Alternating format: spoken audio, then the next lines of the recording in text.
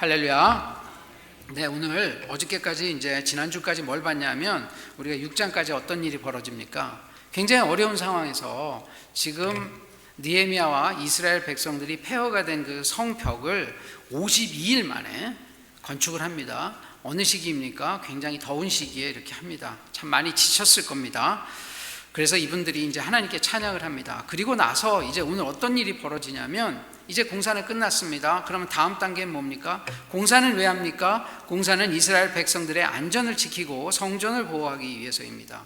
그러면 성벽만 만들어졌다고 이것이 보호가 되는 것이 아니라 거기에 무엇이 필요합니까? 사람이 필요합니다. 그래서 느헤미야가 제일 먼저 한 일은 사람을 세우는 일입니다. 그런데 이 사람을 세우는데 순서가 있습니다. 그래서 오늘 이 성경 말씀을 보시면서 우리가 허물어졌던 우리의 일상생활과 우리의 예배와 우리의 모든 어떠한 그 영적인 그 시련 때 어떤 순서로 우리가 세워나가야 하는지, 또 교회 공동체가 힘들 때 어떤 순서로 세워져 나가야 하는지를 이 순서에 따라서 할 때 하나님께서 우리에게도 동일한 역사를 이루실 줄 믿습니다.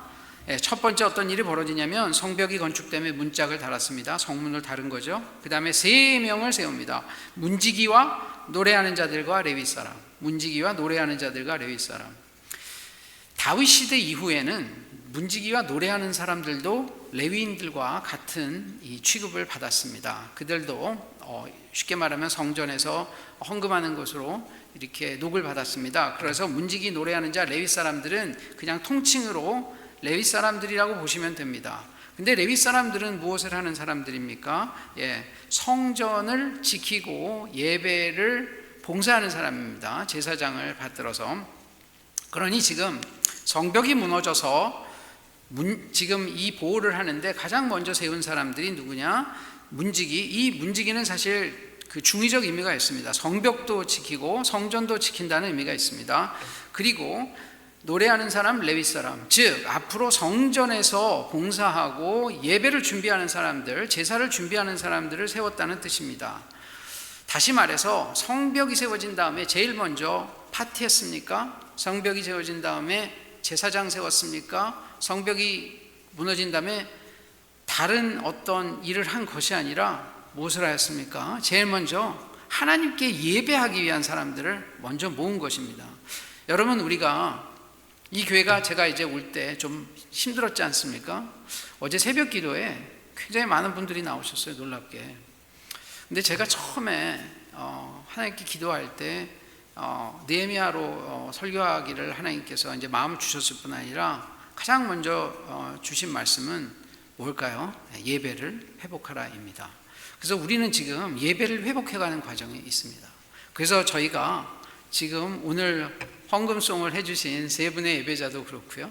그 다음에 앞에 이렇게 옷을 예쁘게 입고 나오신 우리 7분의 찬양단에게도 너무 감사드리고, 꾸준히 예배 1, 2부 다 참석해 주시고 새벽 예배까지 이렇게 나와주시는 교회 리더분들, 이 분들이 지금 우리 교회를 살리고 계시는 겁니다.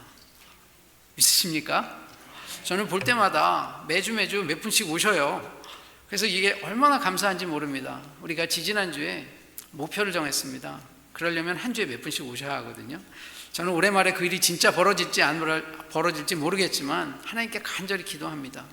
하나님, 12월 말에 저희가 마음속에 품었던 그 숫자만큼 하나님께서 꼭 부어달라고 제가 계속 기도하고 있습니다. 그러기 위해서 가장 중요한 것이 무엇입니까? 예배의 회복입니다. 예배가 회복되면 성도들에게 놀라운 하나님의 능력이 드러나기 때문에 그것을 통해서 수많은 사람들이 교회를 찾아오게 되어 있습니다. 지금 느헤미야는 하나님과 굉장히 가깝지 않습니까? 늘 기도하는 사람 아닙니까? 느헤미야를 우리가 이야기할 때 제일 먼저 하는 이야기는 기도의 사람, 이렇게 얘기하지 않습니까? 느헤미야에게 하나님께서 그런 말씀을 당연히 주셨을 겁니다. 그래서 지금 예배하는 사람들을 제일 먼저 세웁니다. 우리의 인생이 무너져서 회복이 될 때 어떤 일부터 해야 합니까? 예배를 회복해야 합니다. 이 예배를 회복하려면 개인의 예배, 가정의 예배, 이렇게 교회 같은 공동체 예배가 회복되어야 합니다. 여러분, 그런데 마음이 너무 무너지면 개인 예배하기는 참 어렵습니다. 대개 개인이 무너지면 가족이 함께 무너집니다. 그럼 어떻게 해야 합니까? 그럴 때는 공동체의 예배가 살아나야 합니다. 공동체는, 가장 작은 공동체가 무엇입니까, 여러분? 바로 셀그룹 그리고 속회입니다. 우리 교회가 살아나려면, 셀그룹과 속회가 살아나지 않으면 교회가 건강하게 서기 어렵습니다.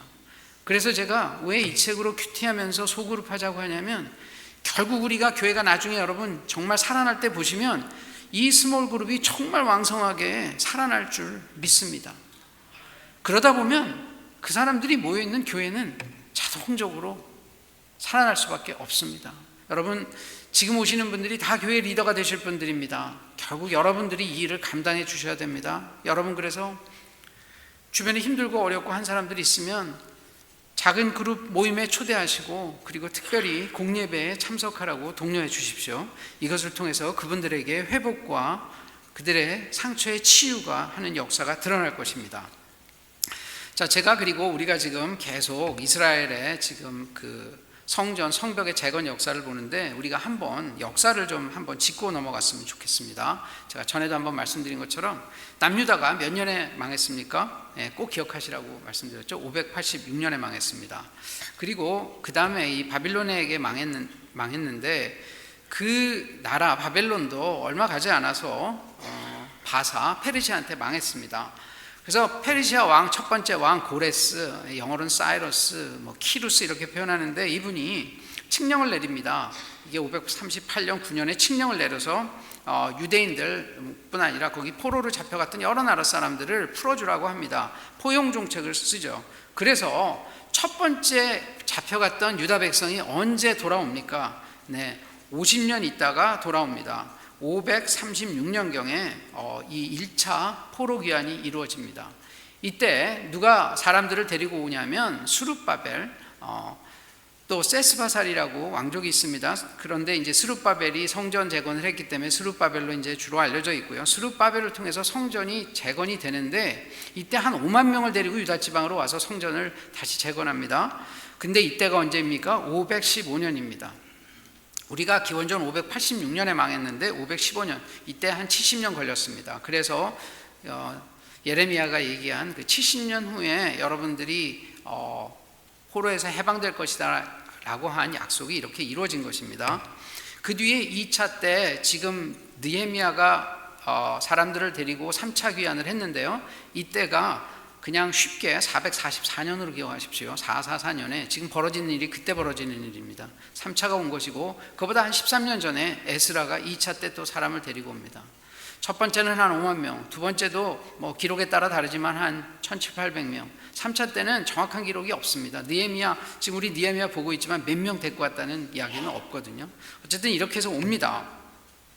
그러면 지금 성전 건축은 언제 생긴 거냐면, 성전은 이미 515년에 지어졌고, 그동안 지금 거의 444년까지니까 얼마나 됩니까? 이게 한 70년 넘게 걸리는 이 상황에서 그 주변에 성벽이 없었기 때문에 사람들이 살만한 상황이 안 됩니다. 그러니까 예배가 잘 이루어지지 않았을 것입니다, 당연히.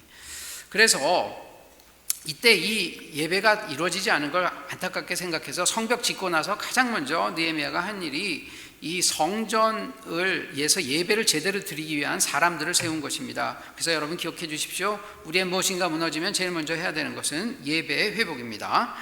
그리고 나서 이제 2절 한번 보겠습니다. 그 다음에 한 일이 무엇입니까? 우리 함께 보겠습니다. 내 아우 하나니와 영문의 관원 하나냐가 함께 예루살렘을 다스리게 하였는데, 하나냐는 충성스러운 사람이요 하나님을 경외함이 무리 중에서 뛰어난 자라.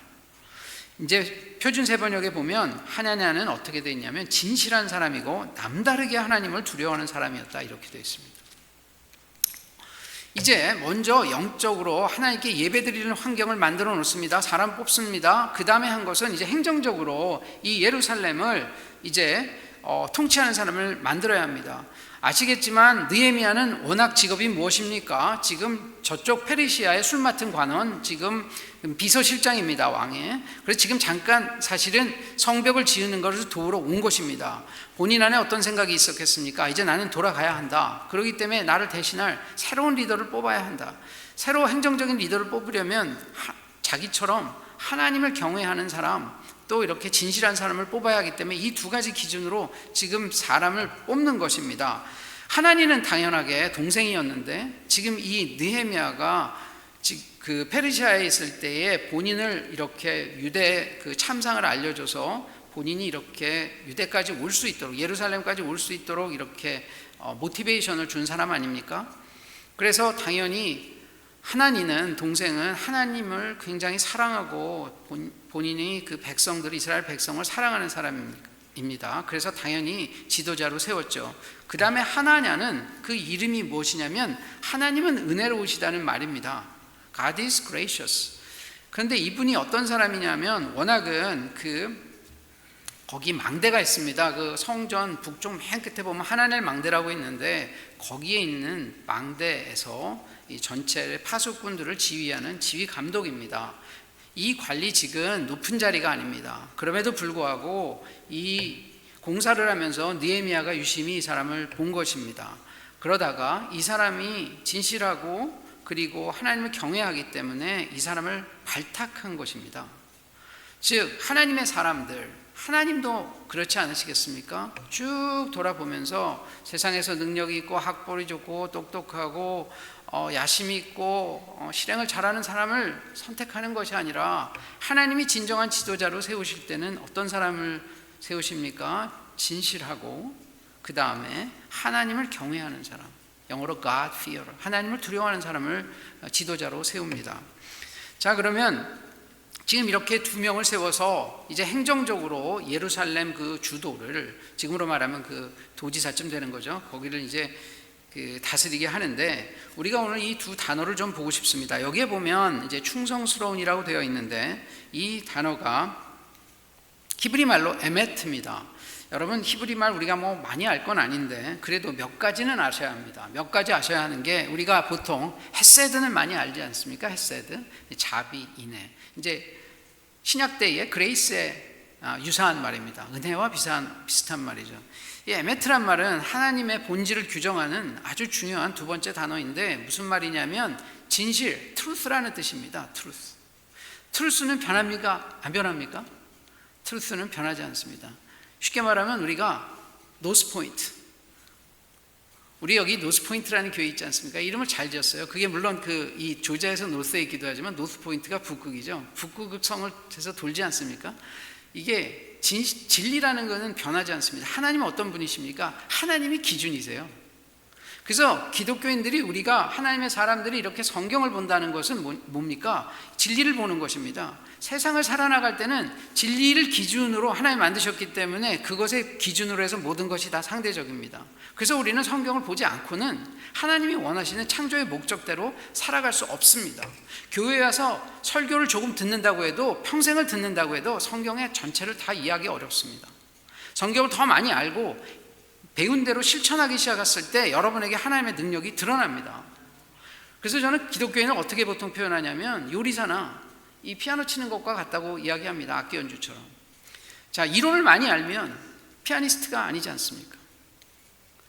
요리사가 되려면 요리 이론을 많이 알면 요리사가 됩니까? 근데 또 한번 보십시오. 요리에 재주가 있는 사람들은 그냥 평상시에 요리 조금 하면 대충 압니다. 근데 책을 보지 않고 전문 교육을 받지 않으면 훌륭한 요리사가 됩니까? 안 되죠. 피아노에 재주 있는 사람은 그냥 앉혀놓으면, 어렸을 때 좀 능력 있는 친구들 보면 금방 치는 사람들이 있습니다. 그러나 그 사람들이 다 전문가의 피아니스트가 되지는 않습니다. 여러분, 크리스찬이라는 말에는 무슨 말이 필요하면 프로페셔널한 하나님의 사람이라는 뜻입니다. 예수 그리스도를 머리로 한 공동체의 이론이라는 것이죠. 우리는 아마추어 크리스찬이라는 건 사실 존재하지 않습니다. 프로페셔널 크리스찬은 진짜 크리스찬이기 때문에 우리는 어떻게 해야 합니까? 부지런히 하나님의 말씀을 듣고 어떻게 해야 합니까? 배우고 실행하는 훈련을 계속 해야 합니다. 이걸 하지 않으면 그냥 시작했을 때 그런 수준으로 남습니다. 머리만 아는 것도 문제고요. 가서 몸으로만 뛰는 것도 문제고, 이 아는 것과 실행함에 밸런스가 있어야 합니다. 그래서 계속 이렇게 하도록 하기 위해서, 그래서 다시 이제 본론으로 들어오면 그 충성스럽다는 것은 트루스, 진실, 진리를 가까운 사람이라 그런 뜻입니다.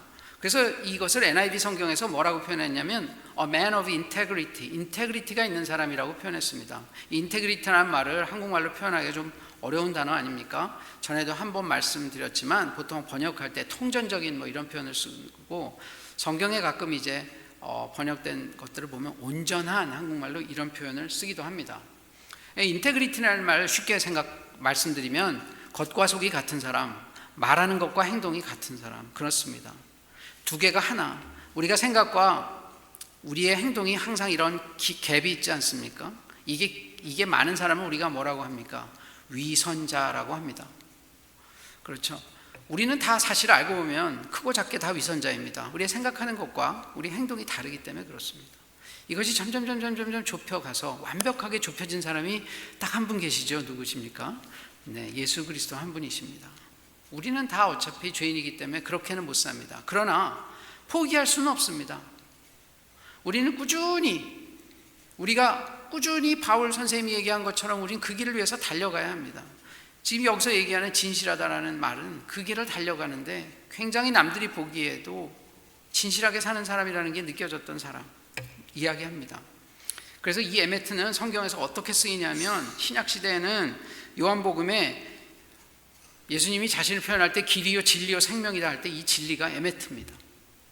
그리고 또 요한복음 1장 14절 우리가 성육신이라는 게 나왔을 때 말씀이 육신이 되어 우리 가운데 거하심에 우리가 그의 영광을 보니 아버지의 독생자의 영광이요 은혜와 진리가 충만하더라. 지금 예수님이 하나님이 이 세상에 오신 성육신하신 신이라는 것, 하나님이라는 것을 이야기할 때 은혜와 진리라는 표현 나오는데, 이 은혜와 진리에서 은혜가 헤세드, 진리가 에메트입니다.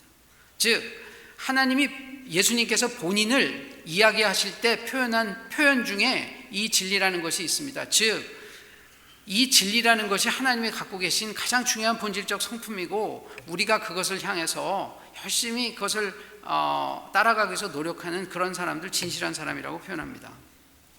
시편에 이런 표현도 있지 않습니까? 아침마다 주의 인자를 나타내시며 밤마다 주의 성실을 베품이 좋으나이다. 찬양도 있죠. 그래서 여기서 주의 인자할 때 인자가 헤셋, 그 다음에 성실을 베푼다 할 때 성실이 에메트입니다. 그래서 우리가 오늘 하나 알아야 될 것은, 우리가 정말 하나님을 알면 하나님이 원하시는 그 진실한 사람이 되기 위해서 애써야 하고, 그런 사람은 하나님께서 리더로 쓰십니다. 그리고 두 번째는 하나님을 경외함이 무리에서 뛰어난 자라 이렇게 되어 있는데, 이 경외함이 히브리어로 이라입니다. 이 단어는 모르셔도 되는데, 어떤 구약학자는 구약 성경을 한마디로 요약하면 하나님을 경외하는 스토리 이렇게 표현합니다. 그만큼 이 하나님을 경외한다는 것이 구약에서 핵심 주제입니다. 여러분, 그래서 구약에서 보니까 이 하나님을 경외한다 하는 이 말이 몇 번이 나오냐면 186번이 나옵니다. 186번이 나오는데, 특별히 우리가 지혜서라고 얘기할 때 잠언, 욥기, 그리고 이제 전도서를 얘기하는데, 이 세 개의 지혜서에 이 하나님을 경외한다는 것이 거의 결론으로 나타납니다. 잠언에는 어떻게 나타납니까? 여호와를 경외하는 것이 지식의 근본이거늘. 즉 여호와를 경외하는 것이 가장 중요하다, 그 얘기입니다. 그 다음에 마지막인 욥기에는 보면 마지막 장이 28장입니다. 우리가 욥기 28장을 흔히 어떻게 이야기하냐면, 이게 이제 지혜의 장이라고도 표현하는데, 여기 어떻게 결론을 내리고 있냐면, 주를 경외함이 지혜요 악을 떠남이 명철이니라. 이게 마지막 절입니다. 그리고 또 전도서는 마지막에 어떻게 끝나냐면 12장 13절에 이래 결국을 다 들었으니 하나님을 경외하고 그 명령을 지킬지어다. 이것이 사람의 본분이니이다. 여러분, 놀랍지 않습니까? 우리가 이 세상을 살아나가려면 하나님의 지혜가 필요한데, 이 지혜서 세 군데 모두에서 가장 중요한 것이 뭐라고 이야기합니까? 하나님을 경외하는 것. 그리고 지난번에 제가 말씀드렸죠. 하나님을 경외한다는 것이 실제 생활에서 어떻게 나타난다고 얘기했습니까? 경외한다, 약간 추상적인 것이라 금방 안 들어오죠. 그래서 제가 액션 플랜 3가지 말씀드렸으니까 Love, Serve, Keep. 궁금하시면 녹화되어 있는 거 있으니까 다시 가서 한번 들어보십시오. 이것이 실제 하나님을 경외하는 사람들이 자신의 일상에서 행동으로 드러나는 행위입니다. 그런데 이 느헤미야에서 경외함이라고 했을 때 이 단어는 조금 더 특별한 의미를 갖습니다. 어떤 의미이냐면 이 단어가 두 번 이 앞에서 쓰이는데 느헤미야를 표현할 때 5장 9절하고 5장 13절에 나타납니다. 그 5장 9절에서는 어떻게 나타나냐면 그때 이제 그 유대 백성들, 예루살렘에 있는 백성들이 그 가뭄이 오니까 돈이 없고 먹을 게 없다 보니까 어느 고리대금업자한테 돈을 빌리고 못 갚아서 자식을 파는 상황까지 가니까 느헤미야가 뭐라고 합니까? 그것은 율법을 어기는 것이다. 하나님을 경외하는 사람은 그러면 되지 않는다라고 이야기를 합니다. 이때 처음 나옵니다. 즉 무엇이냐면 첫 번째,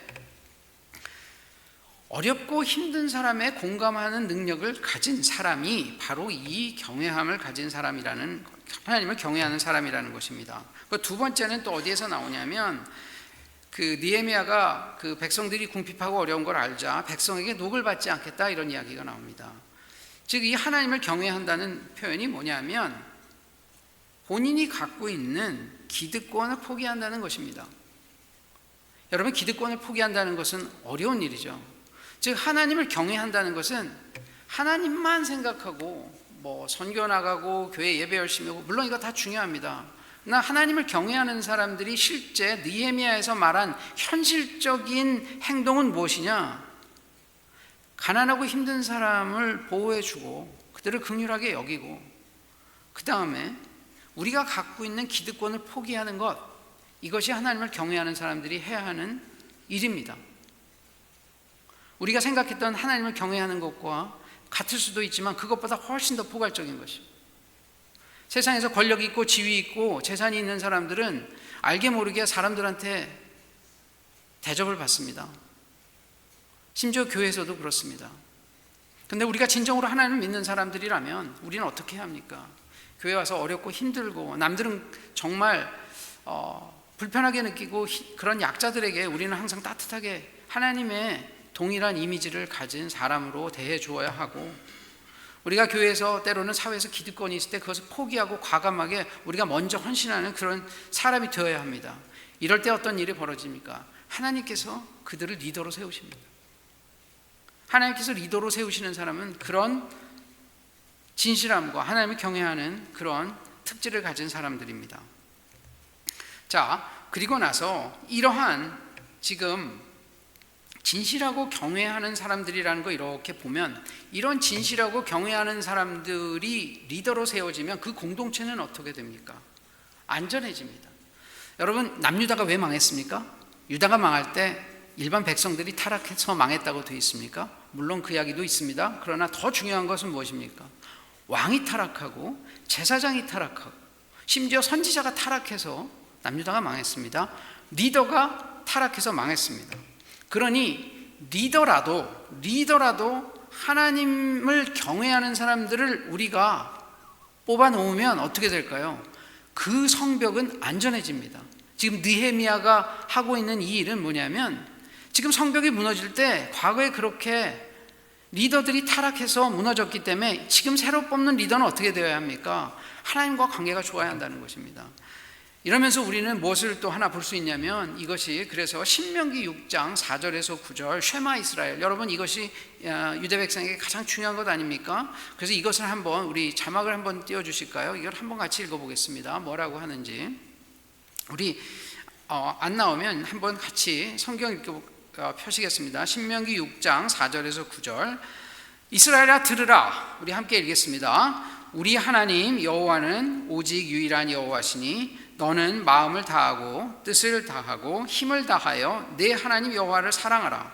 오늘 내가 내게 명하는 이 말씀을 너는 마음에 새기고 네 자녀에게 부지런히 가르치며 집에 앉았을 때든지 길을 갈 때든지 누워있을 때든지 일어날 때든지 이 말씀을 강론할 것이며, 너는 또 그것을 내 손목에 매어 기호를 삼으며 내 미간에 붙여 표로 삼고 또 네 집 물설주와 바깥 문에 기록할지니라.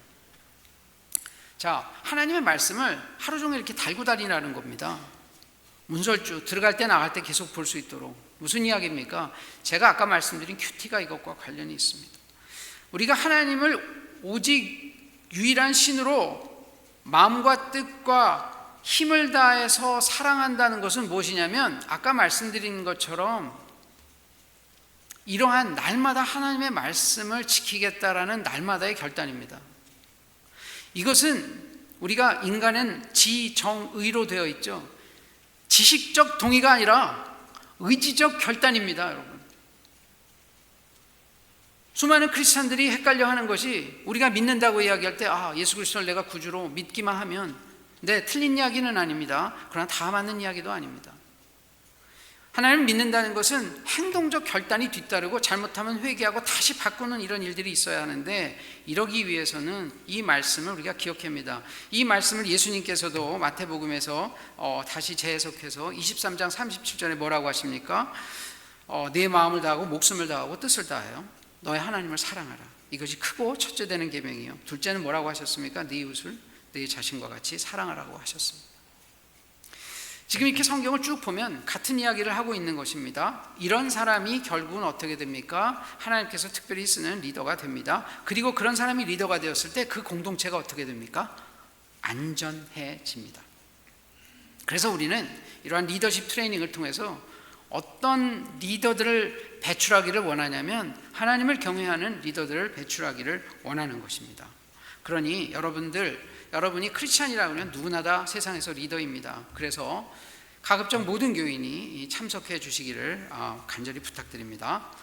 그리고 3절로 가보겠습니다. 내가 그들에게 이르기를 해가 높이 뜨기 전에는 예루살렘 성문을 열지 말고 아직 파수할 때에 곧 문을 닫고 빗장을 지르며 또 예루살렘 주민이 각각 자기가 지키는 곳에서 파수하되 자기 집 맞은편을 지키게 하라 하였노니.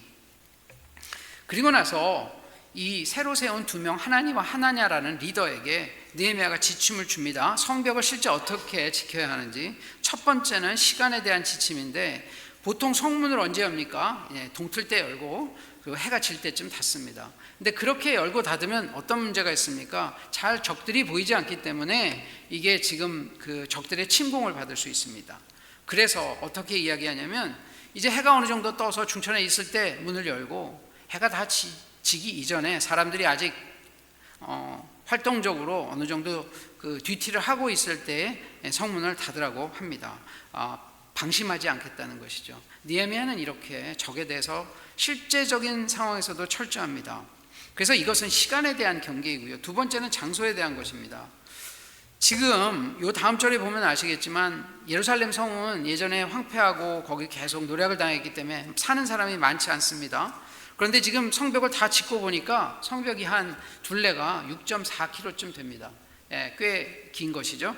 그래서 여기서 다 지킬 수 없기 때문에 적들이 올 만한 가장 중요한 포스트를 정합니다. 그래서 그 중요한 포스트는 공동체 전체가 돌아가면서 지킵니다. 그리고 나머지 자기 집 앞은 본인이 지키라고 합니다. 저 앞에 가보면 우리가 그 성벽 지을 때 어떻게 합니까? 이제 여러 사람들이 성벽을 나누어서 짓지 않습니까? 이렇게 나누어서 짓는데 그때 나누어서 짓는 거는 공동적으로 짓는 거고 자기 앞은 어떻게 하라고 합니까? 자기 집 앞은 자기가 보수하라고 하지 않습니까? 그때도 지금 보면 이게 영적인 원리로 말하면 장소에 대해서도 그렇습니다. 자기 지켜야지 자기 마음은 자기가 지켜야 하는 거고 더 능력 있는 사람들은 어떻게 해야 됩니까? 남의 마음도 가서 함께 지켜주어야 합니다. 능력 있는 리더들은 자기만 지키는 게 아니라 옆 사람도 지켜줘야 합니다. 여러분 공동체가 왜 중요합니까? 신앙생활에서 모든 사람이 항상 최대치로 영성을 유지하는 게 어렵습니다. 그래서 다 업다운이 있지 않습니까? 이 다운이 될 때 누군가가 이 업이 되는 사람들이 도와줘서 중간쯤에 평균을 만들어내야 됩니다. 그래서 계속 완전히 무너지는 것을 막아주는 거죠. 그래서 공동체는 영성생활을 같이 해야 되지. 그래서 기독교는 절대 혼자로 존재하지 않습니다. 요즘 가끔 이제 불가피하게 가난한 성도들도 많이 얘기하고 이제 코로나 때문에 집에서 예배 보는 분들도 얘기하는데 여러분 기독교는 절대 성경을 어디를 보십시오. 하나님이 처음에 선택할 때 리더만 선택했지 하나님의 백성을 공동체로 선택했습니다. 여러분 아시죠? 공동체로. 절대 기독교는 혼자 해서는 신앙생활이 안 됩니다. 그렇기 때문에 우리가 함께 이렇게 늘 같이 깨어서 기도하고 서로가 서로를 파수해주는 가드해주는 역할을 해야 합니다. 그래서 여기서 지금 이야기하는 것은 첫 번째 시간, 두 번째 장소입니다. 이것을 우리가 영적 전쟁으로 생각하면 시간에 대한 유혹은 우리가 어떻게 극복합니까? 보통 남자들, 젊은 사람들 보면 밤에 인터넷 틀어놓고 이상한 사이트 들락날락합니다. 자기가 유혹받는 시간에 컴퓨터를 꺼야 합니다. 그리고 자기가 방심하는 시간에 시간 남으면 하루 종일 이 셀폰 보고 있죠. 제가 지난번에 말씀드렸죠. 사탄의 요즘에 쓰는 첫 번째 전략이 무엇입니까? 사람들의 정신을 빼앗아갑니다. 시간을 빼앗아갑니다. 하나님에게 집중할 수 있는 시간을 다 빼앗아갑니다. 그래서 성경도 읽을 시간이 없어요. 여러분 주변에 아무리 특별히 안 하시는 분들 보더라도 거의 물어보십시오. 바쁘다고 이야기합니다. 직장에 있는 분들은 다 바쁘다고 해요. 왜 바쁩니까? 실제 그렇게 바쁘지 않거든요. 많은 시간을 헛된 곳에 시간을 낭비하기 때문에 그렇습니다. 그래서 시간에 대한 분별력을 가져야 하고요.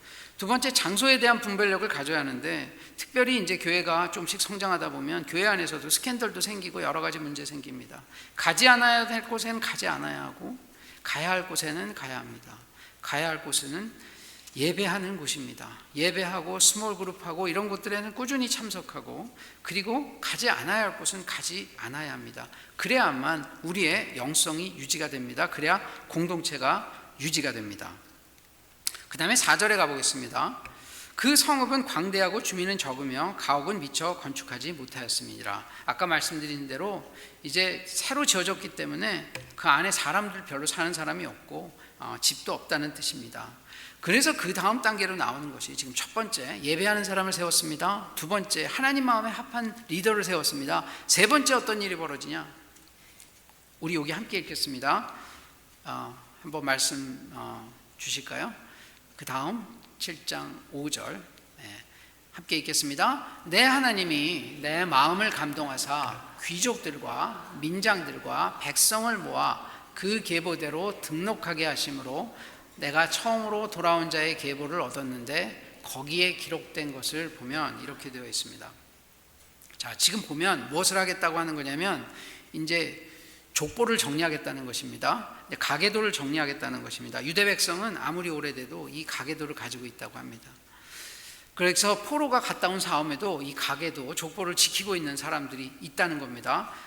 그런데 그래서 이제 이 사람들을 인구 센서스를 하려고 하는데, 그 앞에 보시면 어떻게 되어 있냐면 내 하나님이 내 마음을 감동하사, 즉 지금 이게 느헤미야의 플랜이 아니라 하나님께서 이렇게 말씀하셨다는 겁니다. 우리 인구 센서스는 이제 구약 시대에 보면 함부로 해서는 안 됩니다. 왜 그런지 아시죠? 인구 센서스가 구약에 몇 번 있었냐면 크게 보면 4번 있습니다.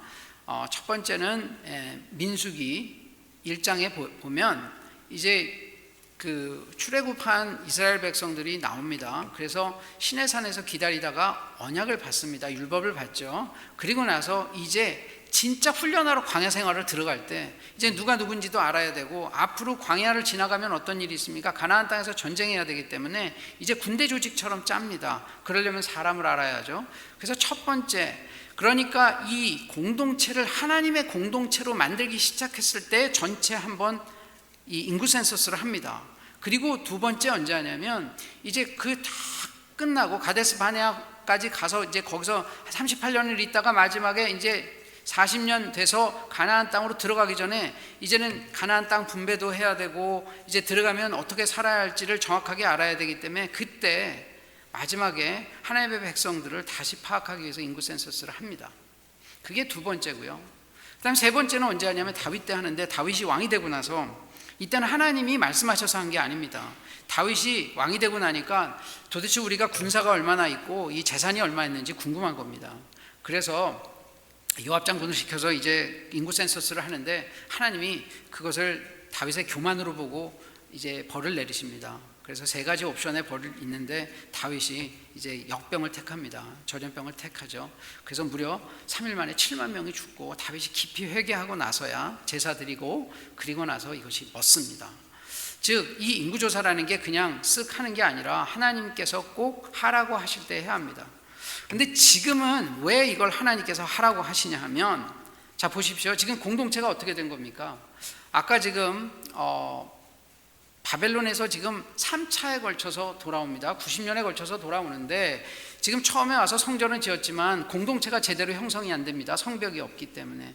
그래서 지금 이제 성벽이 완성이 되니까 물리적인 어떤 테두리가 생겼지 않습니까? 그러면 이제 이 안에 지킬 사람들을 넣으려면 이 안에 들어가야 할 사람은 누구입니까? 하나님의 백성입니다. 여러분, 하나님의 계획은 무엇입니까? 우리 모두를 하나님 나라에 살게 하기 위함입니다. 천국이 하나님 나라죠. 천국, 우리 천국 간다 할 때 천국이 하나님의 나라입니다. 자, 하나님의 나라라고 할 때는 뭐가 있어야 됩니까? 국민과 주권과 영토가 있어야 해요. 물론 이거는 하나님의 원래 나라라는 하나님의 통치를 의미하는 거지만, 지금 이 세상에서 하나님의 나라의 모형을 처음으로 출애굽해서 백성을 내어서 가나안 땅에 들여보내서 이스라엘이라는 나라를 만들었을 때 하늘에 있는 하나님 나라의 모형으로 보여주신 거예요. 그것을 통해서 많은 사람들에게 하나님을 증거하고 많은 사람들이 구원받도록 하기 위해서 그런 것입니다. 국민, 주권, 영토인데 주권은 누구에게 있습니까? 네, 하나님에게 있습니다. 사람들은 불러 모았습니다. 영토는 이제 성을 쌓아서 물리적인 영토가 확보가 되어 있습니다. 그런데 이렇게 훈련이 안 된 사람들을 또 넣으면 어떻게 됩니까? 또 옛날처럼 허물어집니다. 그래서 여기서 지금 이야기하는 것은 뭐냐면, 이 인구 센서스를 하면서 정말 하나님의 백성인지 아닌지를 구분해내는 것입니다. 이것은 어떤 것과 같냐면, 우리가 처음 성전이 지어졌던 것을 어찌 보면 예수님의 초림과 같다고 보면, 지금 이제 예수님의 재림 때 완성되는 그 안에서는 어떤 사람만 합니까? 지금 알곡과 쭉정이를 골라내는 것 같은 작업을 지금 하는 것입니다. 그래서 그 다음에 나와 있는 인구 센서스의 결과가 참 놀랍습니다. 그래서 지금 여기에 보면 어떻게 나와 있냐면, 계보대로 등록하게 할 때에 처음으로 돌아온 자의 계보를 얻었는데, 거기에 기록된 것을 보면 이렇게 하면서 이제 1차 때 왔던 사람들과 지금에 있는 사람들을 쭉 보면서 뭐를 보냐면, 이제 진짜 유대인인지 아닌지를 구분하는 단계에 갑니다. 이것이 무슨 이야기냐면, 하나님의 진짜 백성인지 아닌지 여기서 갈라내려고 하는 겁니다. 이것을 우리가 전문적인 용어로 뭐라고 그럽니까? 정체성이 분명한 사람, 그 다음에 함께 이렇게 연대해서 지금 그 하나님 나라의 백성으로 이제 참여하려는 사람들을 이제 분명하게 구분하려는 이러한 노력입니다. 우리가 하나님의 말씀대로 살기려면 하나님께서 선택한 백성, 그리고 진짜 하나님을 경외하는 사람들이 모여야 진실한 공동체가 됩니다. 그 사람들을 뽑는 것입니다. 그래서 그 다음 절 이제 가볼까요? 그 다음 절에 가면은 이제 7절에 어떻게 되어 있냐면 쭉 이름이 나옵니다. 이 12명의 이름인데, 이 사람들은 누구냐면 상징적으로 12지파의 지도자를 의미합니다. 그 다음에 이제 이 니에미야 7장이 니에미야에서 제일 긴데 쭉 여러 분의 이름이 나옵니다. 그 다음부터 다 읽을 수는 없으니까. 근데 여기 지금 규칙이 있습니다. 그래서 여러분에게 그걸 좀 알려드릴 테니까 성경 있으신 분은 피시고 볼펜 하나 드시고 거기다 체크해 주세요. 주석 잘 봐도 어떤 데는 이렇게 자세히 안 나와 있더라고요. 스룹바벨은 아시겠지만 1차 포로 귀환 때 이제 리더로 와서 이제 두 번째 성전을 지은 거죠. 그래서 스룹바벨 성전, 제2성전이라고 합니다. 그 다음에 그때 대제사장으로 함께 와서 수고했던 사람이 예수아입니다. 그래서 여기 나오는 7절에 처음 스룹바벨과 예수아가 그 사람이고요. 여기 느헤미야는, 지금 이 느헤미야는 다른 사람입니다. 동명이인이고요. 지금 시대적으로 거의 100년 차이가 있기 때문에. 그 다음에 쭉 해서 이 8절부터 25절까지는 누구누구의 자손 이렇게 되어 있습니다. 보시면 누구누구의 자손. 이 이야기는 무슨 얘기냐면, 이 포로 귀환자들 중에 자기 족보책을 갖고 있는 사람들이 있습니다. 이 사람들은 분명하게 족보책이 있기 때문에 증명이 된 사람입니다. 그래서 이 사람들은 하나님의 백성 맞습니다. 그 다음에 26에서 36절은 어떻게 되어 있냐면 지방의 이름이 나옵니다. 어느 지방, 기브온 사람 뭐 이렇게 나오거든요. 이야기는 무슨 얘기냐면, 족보책으로는 확인이 안 되는데 그 동네 살았던 사람들의 이 말로 증명이 되는 겁니다. 우리 예전에 이산가족 찾을 때 어떻게 했습니까? 주소 이런 거 다 잊어버렸잖아요. 그래서 거기 보면 막 울죠. 야, 말순아, 너 옛날에 옆집에 누가 살았지? 오빠 여기 점 있잖아. 엄마 이름 뭐야? 이렇게 하면 주변 사람들이 맞아. 여러분 기억나시죠? 그렇게 해서 확인한 겁니다. 그래서 이 확인된 유다 사람이 지금 26절에서 36절입니다. 39에서 41절은 족보가 분명한 제사장 계급입니다. 제사장은 더 족보를 잘 보존했겠죠. 그 다음에 43에서 45는 레위인입니다. 아까 레위인 노래하는 자 문지기, 여기도 레위인도 성전 봉사하는 사람이니까 족보 잘 했을 거고요.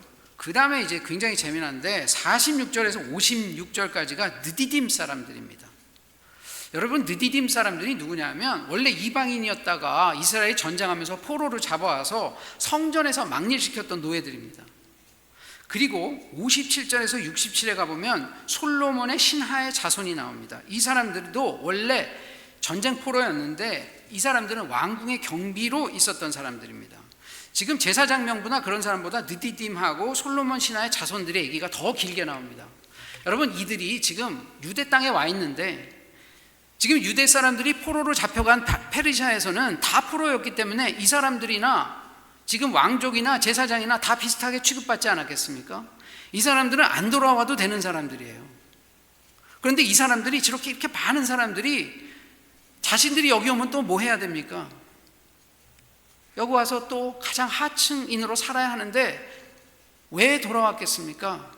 이 사람들이 알았던 거예요. 우리는 하나님의 사람들이다. 이방인이었지만 유대인으로 편입된 사람들이죠. 그리고 하나님의 사람들로 사는 게 얼마나 복되다는 걸 아는 거죠. 그래서 다윗이 그런 고백하지 않았습니까? 하나님의 궁정에서 한 날이, 정말 다른 어떤 곳에서 수천일보다도 더 자기가 행복하다고 얘기한 것이 바로 이런 거죠. 이들은 하나님이 주시는 복을 알았습니다. 그래서 돌아온 것입니다. 그 다음에 보면 61, 62절에서는 일반 백성인데 등록부를 분실했거나 아까 그런 그 혈통으로도 찾지 못했던 사람들이고요. 그 다음에 63에서 65절에 가보면, 그래서 여기에 보면 이제 도비아가 나옵니다. 도비아 암몬 사람이라고 나오는데 아마 도비아가 암몬 사람인데 유대인인 척했던 것 같습니다.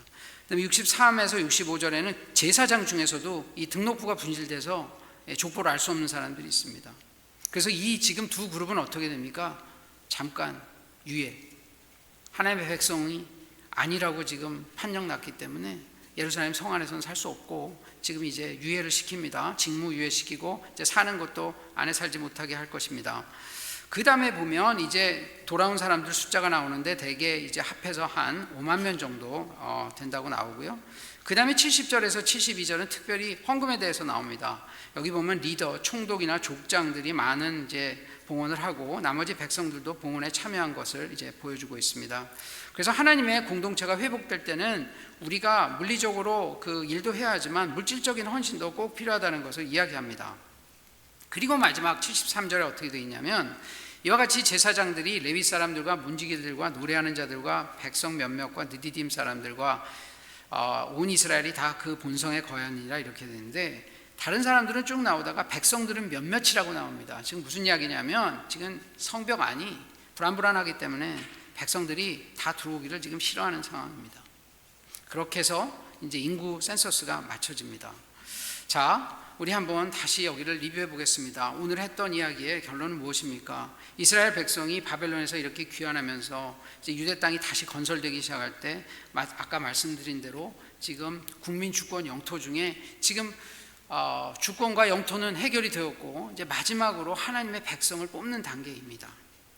그래서 여기서 아이덴티티하고 그들의 정체성과 연대감이 분명한 사람들을 모아서 지금 하나님의 백성으로 선택해가는, 추수해가는 과정입니다.